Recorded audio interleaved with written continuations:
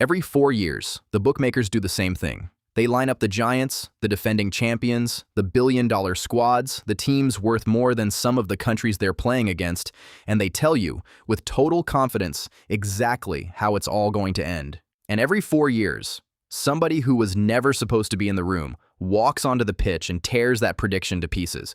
These are three teams nobody believed in, and the days they made the entire planet believe with them. It's May 31st, 2002, in Seoul, and France are walking out onto the pitch like gods. And honestly, they've earned it. This is the team that won the last World Cup in 1998. 2 years later, they won the European Championship too. They are, at this exact moment, the best football team on the face of the earth, and everyone in the stadium knows it. The opening match of the tournament is supposed to be a coronation. Standing across from them is Senegal, a team playing in the World Cup for the very first time in its history. A team most of the watching world could not have placed on a map. But here's the detail almost nobody mentions. Senegal wasn't just some random group of strangers. Almost every single player in that squad had been raised, trained, and turned into a professional inside France's own football leagues.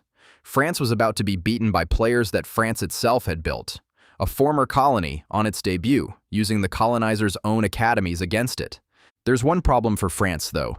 Zinedine Zidane, the greatest player alive, their entire heartbeat, is injured and watching from the sidelines. 30 minutes in, it happens. A Senegalese midfielder robs the ball clean off a French star in midfield, slides it out wide, and El Hadji Diouf goes at the French defense like it owes him money. He beats his man, drags the ball to the byline, and pulls it back across the goal. It bounces around the 6-yard box like a pinball, and a giant of a man named Papa Bouba Diop stabs it into the net. The Senegal bench doesn't celebrate, they erupt. Players, coaches, physios, the entire squad sprints onto the pitch. Senegal hold on, 1-0.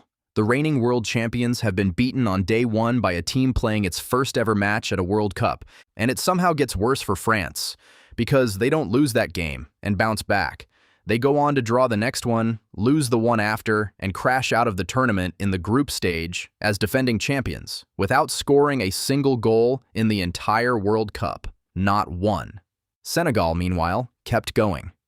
They reached the quarterfinals, becoming only the second African nation in history to get that far.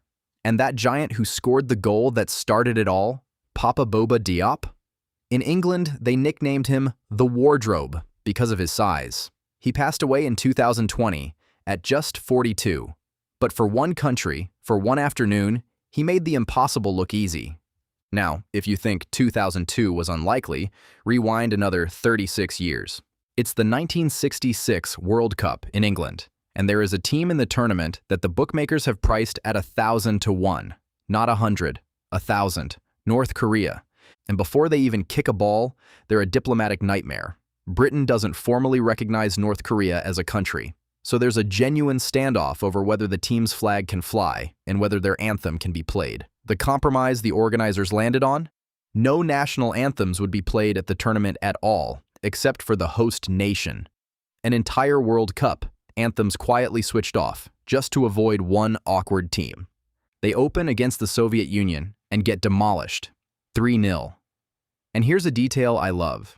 North Korea was so certain they'd be going home after the group stage that they hadn't even bothered to book hotel rooms for the knockout rounds. Why would they?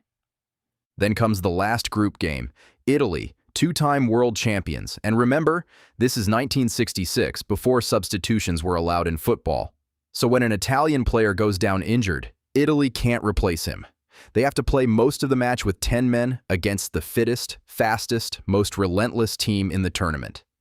5 minutes before halftime, a North Korean named Pak Do-ik lets the ball roll across his body and drills it low into the corner. One of the British papers, the next morning, didn't write that he scored. They wrote that Pak Do-ik had detonated an explosion. North Korea beat Italy. The two-time champions were sent home in humiliation. And the little town of Middlesbrough, where the game was played, fell completely in love with this team. They adopted them on the spot. By the next round, North Korea was the most supported team left in the entire tournament that wasn't England. And then the quarterfinal, against Portugal, somehow got even more absurd. Within 25 minutes, North Korea was winning 3-0, 3-0, against one of the best teams in the world. But Portugal had a man named Eusebio, and Eusebio, more or less single-handedly, refused to let it happen. He scored 4 goals. Portugal came back to win, 5-3. The dream was over. For years afterward, dark rumors swirled that the whole team had been punished, even imprisoned, when they got home, for losing. But here's the part that rarely gets told. Decades later, in 2002, several of those players came back to Middlesbrough, and the town welcomed them like long-lost family, exactly as it had in 1966. The grim legend was mostly just that, a legend. And the most recent one might be the most insane of them all. November 22nd, 2022. Argentina walk out for their opening game, and the whole world is watching one man, Lionel Messi, playing in what he's admitted is his final World Cup, chasing the one trophy that's eluded him his entire career.